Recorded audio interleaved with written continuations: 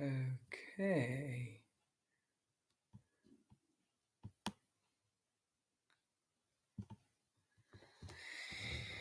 Feels a bit far away tonight. There we go.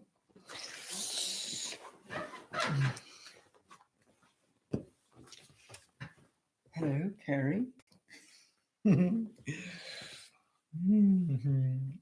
had some technical issues at the beginning of our evening, but we are here now. So we are once again delighted to be with you. It's week 3. Can you believe it's the 3rd week already? It's just crazy town. And yes, we are just delighted to be here. Both felt a bit nervous about it not working out, because when YouTube just doesn't work, I have no idea why it's not working. So we did the classic restart thingy. But we just want to welcome you. We know that the traction online is just gaining momentum right now. And for the people that we already know, welcome back to you. Great to have you here. And welcome to the people that don't know us yet. And we again have been having some great feedback for this Love During Lockdown course. And yes, specifically that people are just enjoying how connectable we are and how easy it is to just to be on the same page, to be aligned, to be going through the same experience as we are. And there's apparently a level-headedness about us. It's providing Kerry reins me in sufficiently. So yes, did you want to just say hi, Kerry? Hiya. Really glad to be here. I've had a bit of a hard day. I think just entering week 5 of lockdown with 3 kids is starting to take its toll. So I'm feeling a bit frazzled and a bit I missed that. Yeah, a bit white today, but still, this always lifts me. So we'll see a different me by the end. Yes. Well, I don't want to see a different you. You're already. Don't lie. I'm tired as well. Yes. Did you have a bit of feedback as well from somebody? Yes, my mum is loving it every week. So thank you, Mother. Hello, nannies. So, why is it, for those of you that are here for the first time, why do we do what we do? Why are we coaches coaching in the marriage sector, and why do we think that's important? We just know that if all the couples in the world were doing a better job of loving each other, then those families would be happier. It would be the single most important change that we could be making in humanity. And it just seems obvious to us. But it's something we, and particularly I, just wake up every day thinking about. And I just can't imagine doing anything else. From the love of a couple, you literally have access to an overspill of love that then wraps up your little family in its loving arms. And if you aren't working on this, then you are wrapping your family in something else, and it's something that we wouldn't call love. So we just want to help people do a better job of that. Not here to tell you you're not doing it right and you're not good enough. Just, hey, how can we help you strengthen or redefine what you already do as a couple? It's really important. So yes, I've got 7,000 of hours, up to 7,000 of hours coaching experience now. I've lost stuff in my own personal life. I've gained stuff in my own personal life. I've failed. I've succeeded. And I just have a heart for people. Really, I'm a great people person. Kerry calls me. Did you call me the no? It wasn't no nonsense, was it? It was loads. You've called me loads of complimentary things, but it was just there's a directness that comes with me. I just call a spade, and I'm not afraid to tell people what they need to hear. And in your relationship, that can be very treacherous ground, even if your partner really needs to hear something, which Kerry never needs to hear. For me. Yes, that takes practice. That takes a building of trust. and a real willingness to put yourself on the line first before you go dragging your partner in and telling them what they need to do differently. Yeah.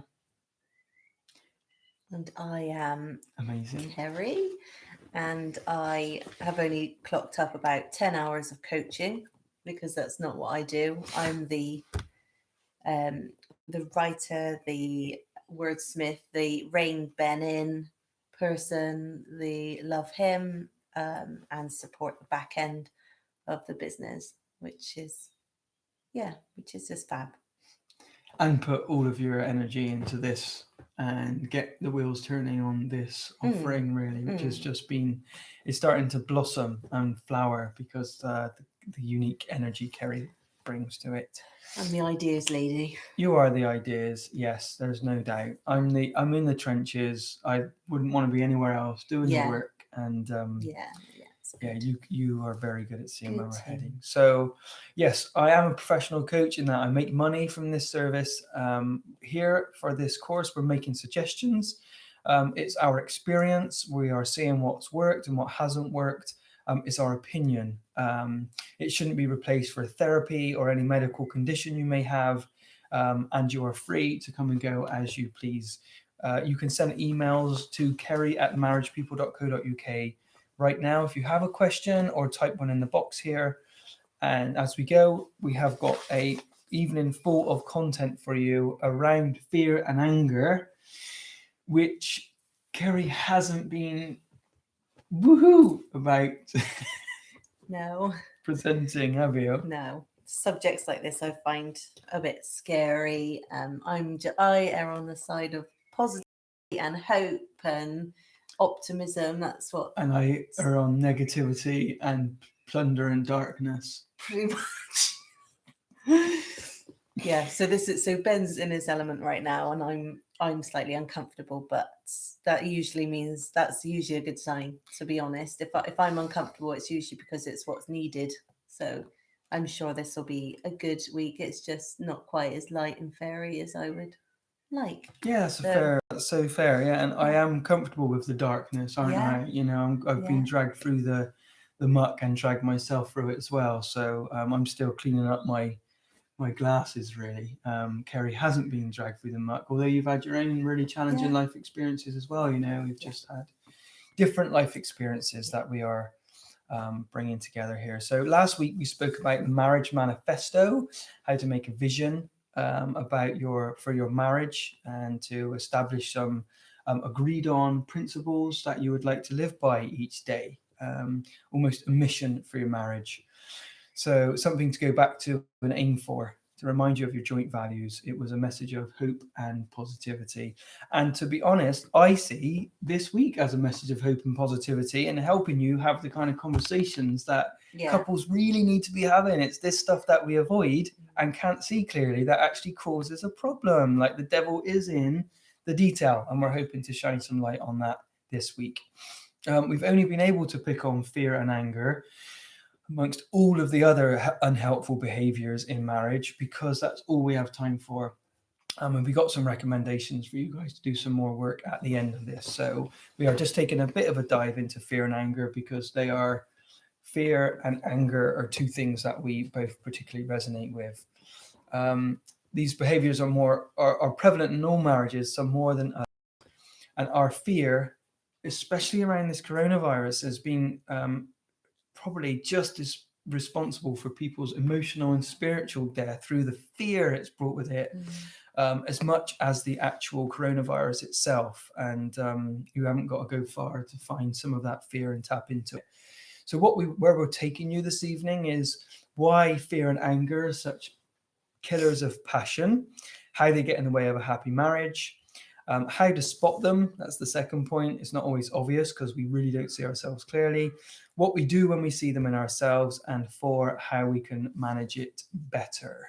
So that's a rough roadmap of where we're heading this evening. You're up. Your story. We have a story. He's included me, so. Okay, our story is: when an old farmer stallion wins a prize at a country show, his neighbor calls around to congratulate him. But the old farmer says, Who knows what is good and what is bad? The next day, some thieves come and steal his valuable animal.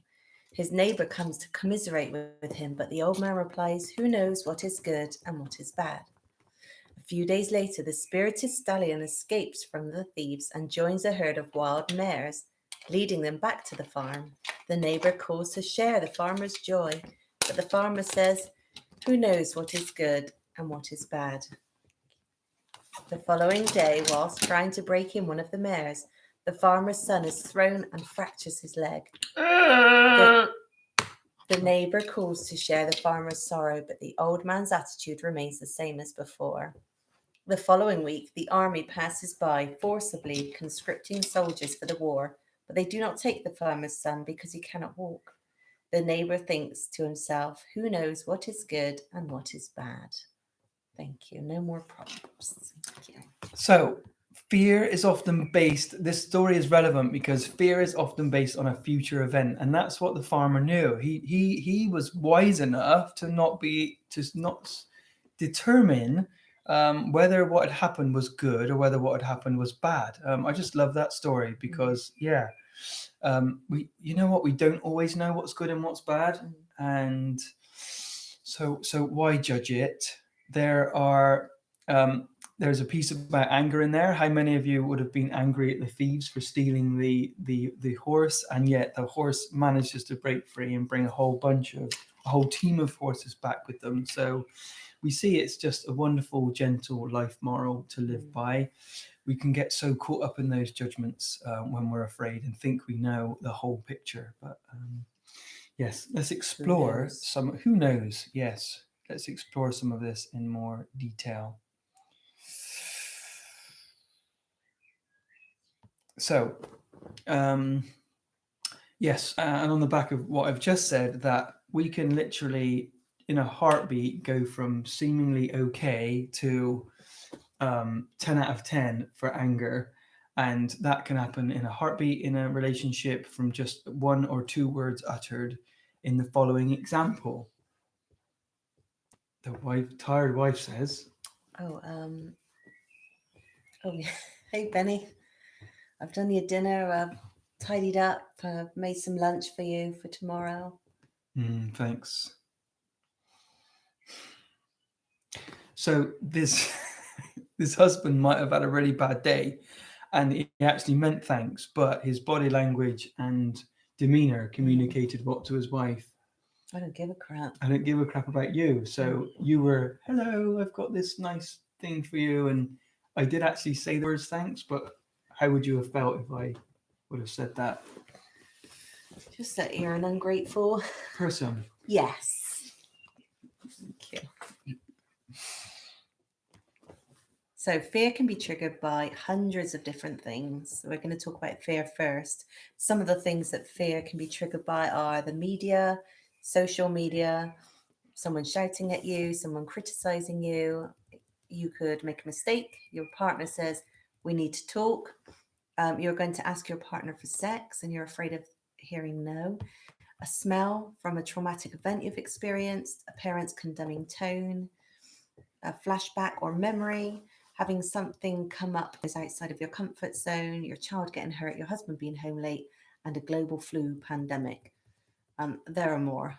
This is just some of them. Anger and irritability can be caused by things such as income being scarce, tiredness, you make a mistake, you aren't able to solve a problem that you think you should, no one takes you seriously, your boss or wife has given you feedback that made you feel stupid, the kids use your stuff without asking, your parents dump on you, car breaks down, you forget to put the bins out, and people not abiding to social distance.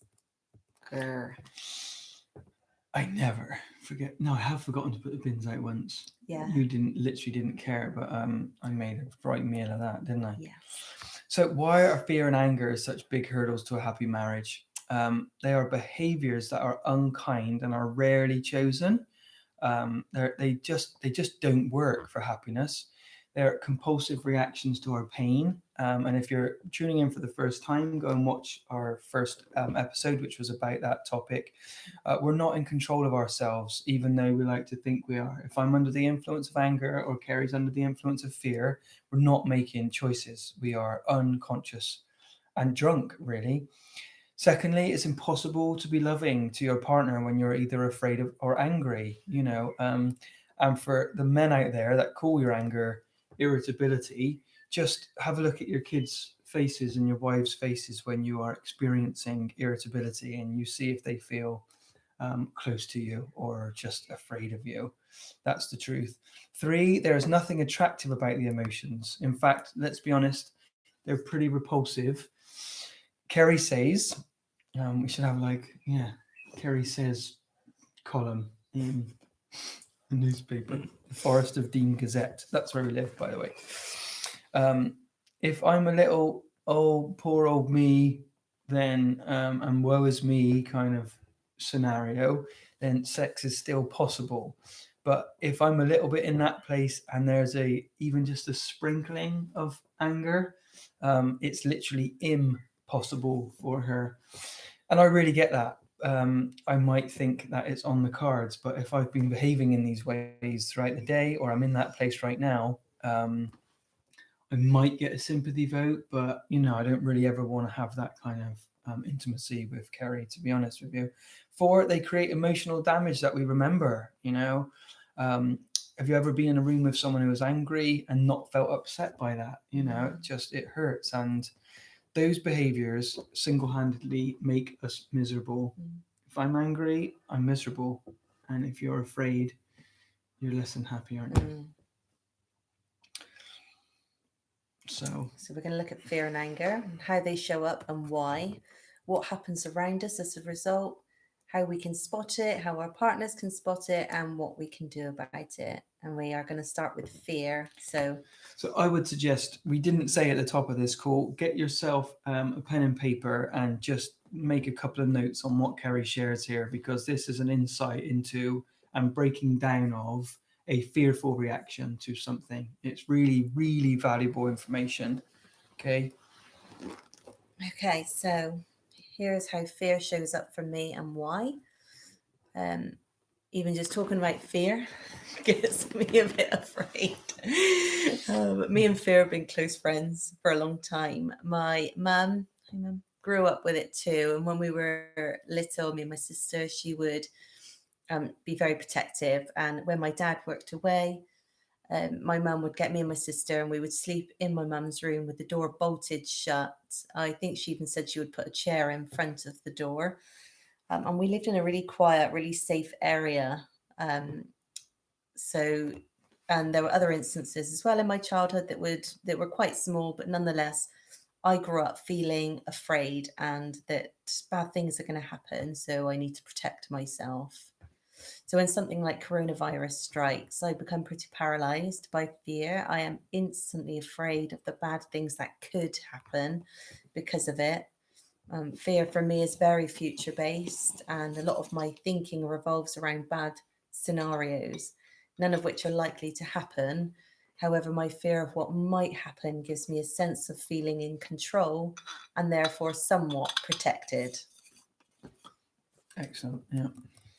So our first step is awareness, understanding that we have fear and where that comes from. So just something for you guys to think about. If you resonate with fear, just being aware, just admitting that you can associate with that feeling and where you think that might come from. And I just would like to add that if you said, generally speaking, if you said to someone you're afraid, there are only a small number of people that would even be able to resonate with that statement. It's like, well, how do you know? Most people don't really realize. And your next description is a whole list of signals that indicate that you actually are experiencing fear. So here's how I recognize that I'm feeling afraid. I withdraw, I go quiet, very thinky. I start to plan things, love planning, where I can then find certainty. I want to make immediate changes to the situation. I want reassurance and lots of it, mainly from Ben. and I'm suddenly incapable of making decisions. Plus, anger is very close to the surface when I'm afraid. It becomes a deadly vehicle to try and control my environment and the people around me. So when I snap at Ben, it's never really about the one thing that's just been done. It's about the violence that is happening inside of me. I'm really grateful for that word. It's such a strong word. It's a word that you weren't really mad keen on using, Mm-hmm. but it is an excellent description. And when Kerry snaps at me, she's not just saying something out of, and this is what draws you in, and your job as a loving partner is to be aware of what she needs. Mm-hmm. So she would point out something that I've just done within the last minute or so that actually makes me feel bad. Is very cleverly selected, and then it distracts me from being able to see she's in fear, because I now start to criticize myself for my shortcoming, and she's very good at that. And so I want to just run away and go and beat myself over the head with a hammer. But what Kerry actually needs is for me to before we get to that, how I recognize that Kerry is afraid is she wears a look of confusion on her face. Um, not quite a scowl, just a look of concern. Almost, don't cross me right now. Um, she'll snap at me, and as I've said, it's not ever big crunching tackles kind of digs. It's just little flicks across the nose that really get my attention and point out what I'm doing wrong. There will be It'll be itching. I itch a lot when I'm afraid. I didn't put that in, but I get itchy eyebrows and itchy head. Kerry's body is a wonderful instrument, full stop, but is a wonderful instrument to detect the truth. So if something makes her feel uncomfortable, or if she's afraid, you'll get an eyebrow, a rub with a finger across the eyebrow, itchy head. And I've learned how to translate those signals, and I don't laugh at them. No, he just goes like this. Oh, right, you're itchy, are you? So there's and we can be in a very confined space, but there's still a sufficient amount of distance between us. So it looks like from the outside looking in, we're just having a chat. But Kerry intentionally leaves that space. She will never be close to me when she's feeling some kind of fear. If she ever does muster a smile, it's usually some kind of criticism or ridicule of me. You enjoyed writing this, didn't you?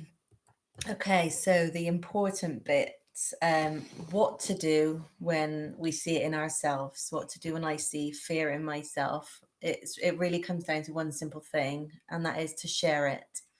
So I used to be embarrassed by my dark thoughts and keep them from the world, but this would only perpetuate them. Now I tell Ben as soon as I recognize it. For example, I might say, I just had a bad thought about Willow not waking up, our youngest. I used to think that if I said it out loud, it would be more likely to happen. But no, saying out loud rationalizes it.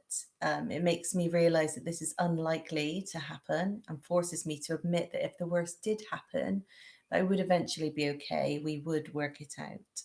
So speaking my fears, saying them out loud, immediately starts to dissolve them. We just want to say as well to make sure that whoever you share your fears with is someone who can hear them without judgment. So you spend a lot of time, don't you, listening to people's fears and helping them to dissolve it. Because sharing this with your partner isn't always easy. So yeah, choose that person wisely. And what can Ben do when he sees I'm afraid? Okay, so obviously I don't criticize and judge, and I don't get on your case that, hey, you're afraid right now. What's wrong with you, woman? Snap out of it. You can see how that would go. I don't insist that Kerry talks about it either, because she's just not in the place to be able to talk about that right now. If she was, she would be talking about it. So instead, I must see it, and accept that Kerry just doesn't have the capacity to be available to me right now. Even if the fear that your partner experiences is consistent and frequent, that doesn't give you the excuse to just steam in. It actually gives you a reason to go and be present with them until they're ready. Time doesn't always permit that. But if you email us, we can just help you with some ways to do it. What can Kerry do? I can ask clearly for what I need, which usually for me, I just need to speak. If I'm afraid, I just need to share it. So I just need to ask Ben, are you in a place for me to just share some stuff with you or brain dump? That usually helps me. So he's not always available immediately, but at least once you know something's on my mind, you kind of make space. Tune in. Yeah. And we only raised that point, not to talk me down in any way, but I know this stuff. I talk to people about it day in, day out. And just because of that, I'm not ready all the time to be to help love and engage with Kerry in her fear. So you don't need to be perfect at it. You've just got to make an effort to reach your partner there. And a lot of the time I would just need a break as well. I just need to be on my own for 20 minutes. So I'll ask Ben, can you just have the kids while I just go and write this stuff down, or just, be alone. So all of these steps that we've discussed help to eliminate fear. We call these the bad behavior butt kicking, or for short, can I say there we go. arse. Like how I say that in my Bristol accent. Arse. Arse. So we Arse. and so we become aware, we recognize that we're feeling these behaviors, these fears and this anger. We share it with somebody who can accept us, and we eventually eliminate the fear. And we've got an exercise for you guys now, and that is just to take a minute to note down any of the feelings that you experience that I listed above. So when you're afraid, do you withdraw, go quiet, thinky, plan things, make changes, reassurance? Can you make decisions? Are you angry? What else? There's probably more. So how do you behave when you're feeling afraid? We'll give you 2 minutes for that. Yeah. But we won't mute because I can't do it yet. Okay.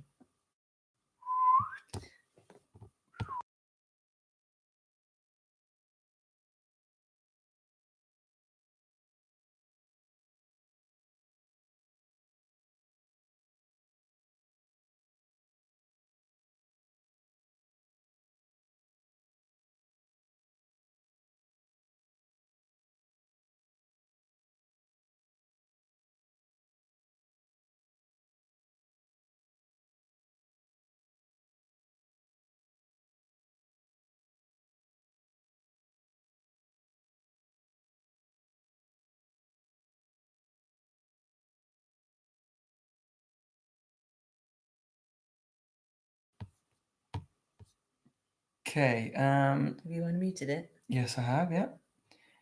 So the power in this line here is genius, because when we are afraid, sometimes, especially for Kerry, it's really hard to put words to. But you know what? Having like a paddle that you can hold out, it could even be a picture of a bum after listening to this, to just indicate if you're just in a terrible place. It's easier to hold up a sign, which sounds like a weird, odd thing to do. But a weird, odd thing to do is be so withdrawn into your fear that you're not willing to communicate with anybody and just snap at them. That's flipping weird. So this is, and it also makes light heart, fear is so deep and heavy. But when you're there, you can be a bit of an arse. Yeah. I can. I am a bit of an arse when I'm afraid. So it just helps me to go, hold on, I'm being an arse. I need to share something. And never do what I just did and say, yeah. If your partner discloses that information, you don't say, Don't nod. You just, just be interested. Don't say, yes, you are, ever. So why do I get angry? I mean, in my home, it was a constant barrage of arguing, of anger, of poor little old me, and two people trying to survive who felt pretty worthless. They were doing the best they could to feed a family, pay bills, and maintain some kind of sanity. But the pain and the anger was insufferable to live with. But as kids, we just absorb that stuff. We're like sponges. I describe kids as like a brand new computer that just absorbs software without questioning it. The software has got all the passwords, but the computer just says, "Yep, come on, give me, give me, give me. This is how life is," however violent and unkind. So we're going to take you through anger. How do I recognize I am feeling angry and irritable? Because they're one and the same. My face has a scowl on it. There's no peace in the room. I've sucked it all out. My energy is very heavy. It communicates to those around me that they should stay away from me. This is very humbling. I think humiliating is probably the right word, but it's not like this is the first time we've done this to just break it down into such explicit detail. I start to feel like I must get whatever I'm doing done perfectly and immediately. There's a sense of not having enough time. Anyone that asks me for anything, it feels like it's just too much to give. Even a hug can feel like a bit too much to give when I'm in this place. Nothing I ever do is enough. No one appreciates me. I'm all alone. It's funny that I say I'm all alone and you're reading a message. But Kerry is reading messages from people who are messaging us about this right now. So, how, and finally, it's not always present, but I have an opinion on what Kerry should and shouldn't be doing. Why is she doing this like that? Why isn't she helping me more? Why am I the only one who ever cuts the grass? It's always like a why question.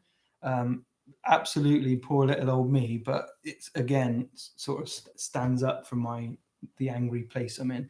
So how does Kerry recognize that I'm angry or irritable? The scowl. Yeah, that's the one. You've got an energy that says stay away, which is very unusual because you're very tactile normally. So when you, especially if I say, do you need it? Do you need a hug? And you say no, I'm like, uh-oh. Even when I say it out loud, I'm like, you're in a terrible place then, Ben. I usually feel like I don't matter to him. Mm. The kids and I seem to be an inconvenience. And he becomes super task man. Usually Superman, but now Super Task Man. Mm. So the important bit, when I say it to myself, I share it. Where's my RS model? On the share bit here. I have to say it out loud how I'm feeling. I've just got to get the words in there. I do have to make sure Kerry's in a place to hear. That is a responsibility on my part. I can't just go vomiting all over her if the kids are demanding stuff, asking her to do this, do that, do the other. And I'm really angry right now. It's not it's not the best communication of how you feel. I'm suggesting words like, I think I need to do this thing perfectly. I've just moved into that. I'm not in a good enough. I'm not good enough place. I'm believing a lie that I'm stupid and I can't do this. My face is saying to you right now that you're an inconvenience. Just to cool the signals, rather than starting to change. You can just imagine that I start asking Kerry, why didn't she help with the gardening more? The truth is, I'm angry and I've got something to deal with. Kerry helping more with the gardening could be a completely inert, unemotional topic. But if I go dragging it in, we're both in trouble. And yes, so what can Kerry do when she sees I am angry? I can tell Ben what he's doing is important, remind him that so am I. I can be brave and invade his space, get eye contact. I can say, it's going to be okay. You'll work this out. I can subtly encourage. And I can talk about food, what's for dinner, what time it will be ready. It's embarrassing, isn't it?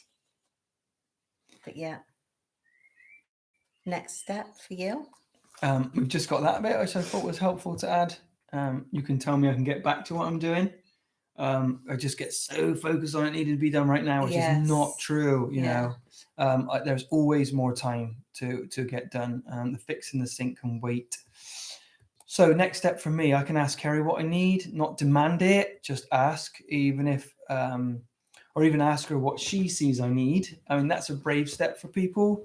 I know that Kerry will be gentle enough for me to hear something, so asking her will work. Yes, and if you still want to get the thing done, you know that you're just unreachable right now, which is still okay, but we're just trying to help you see that you've got other choices in amongst these emotional insanities. Can I say that? Yeah, said it. Said it now. Eckhart Tolle says insanity. So exercise for you. If anger resonates more with you or irritability more so, I'm going to list what signals are available, and we're going to ask you to do something with them later. So yes, here is the list again. So jot down if anger is what feels like your thing. My face has a scowl. There's no internal peace. Energy is heavy and repulsive. I feel bad, but I must get this done perfectly and immediately. There's a sense of not having enough time. Anything anyone asks for seems like too much to give. That nothing I do, even the task I'm performing right now, is not good enough. No one appreciates me. I'm all alone. I have an opinion on what Kerry's doing, and it's obviously right. How much she contributes and why hasn't she done this and that yet? And if you can think of anything else that you say or feel or do when you're in this place, just jot it down now. We're just shining a light on this stuff to make it more, to expose it. Okay, so we'll give you a couple of minutes for that.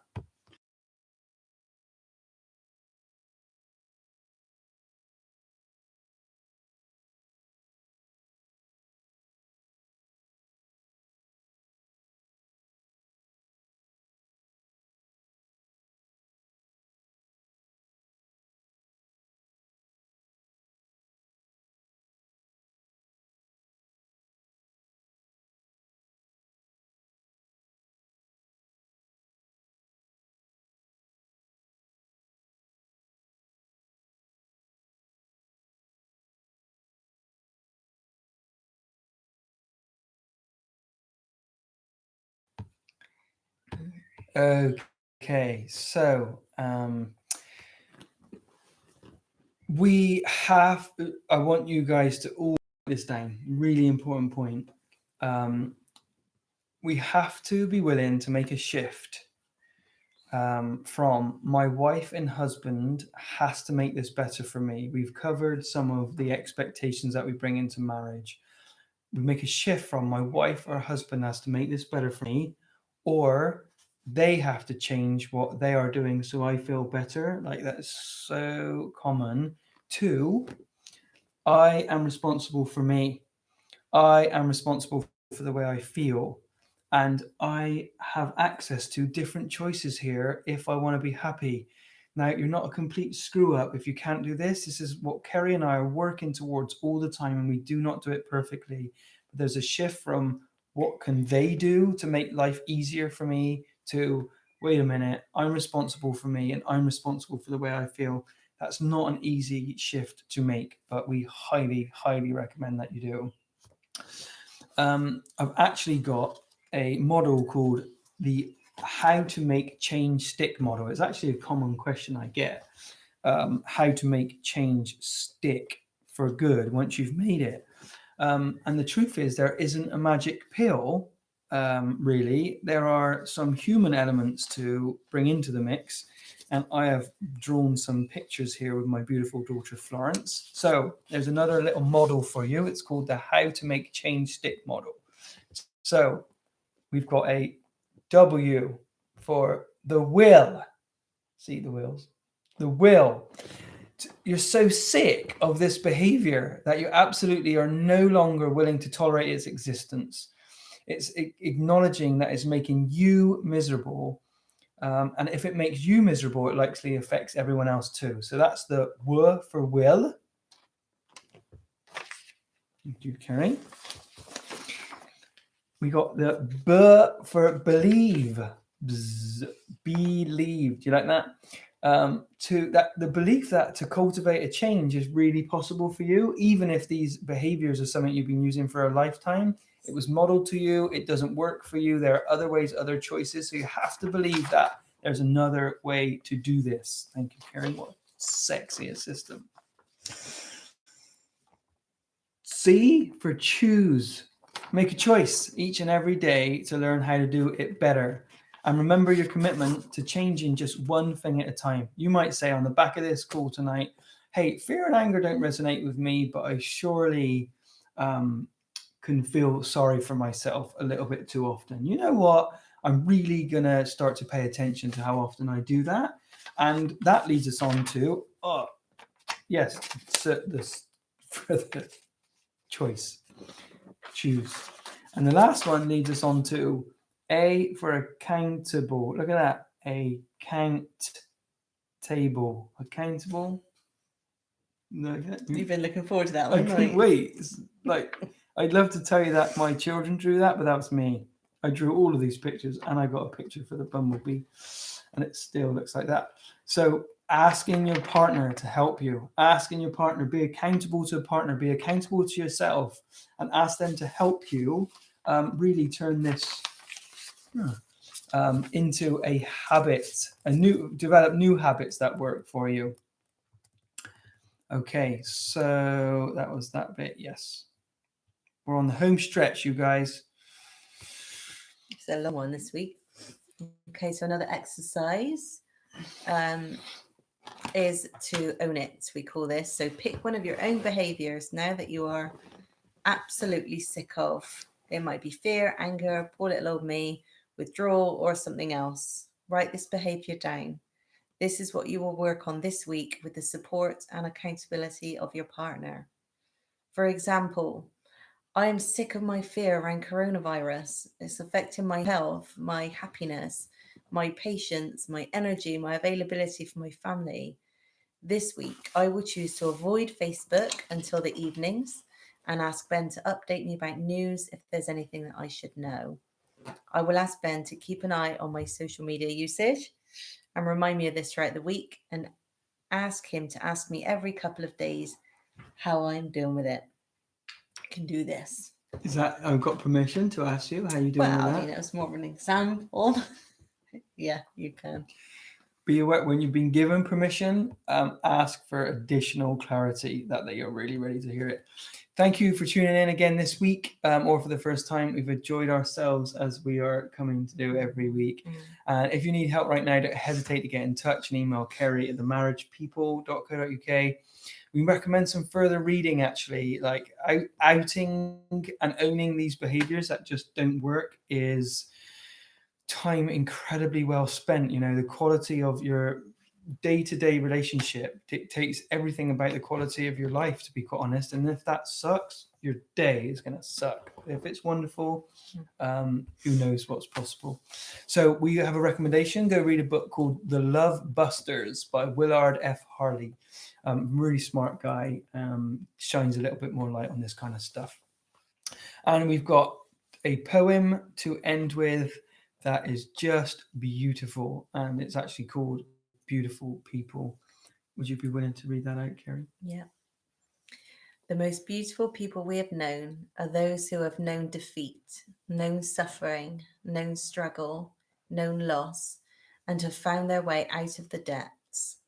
These persons have an appreciation, a sensitivity, and an understanding of life that fills them with compassion, gentleness, and a deep loving concern. Beautiful people do not just happen. By Elizabeth Kubler-Ross. Great.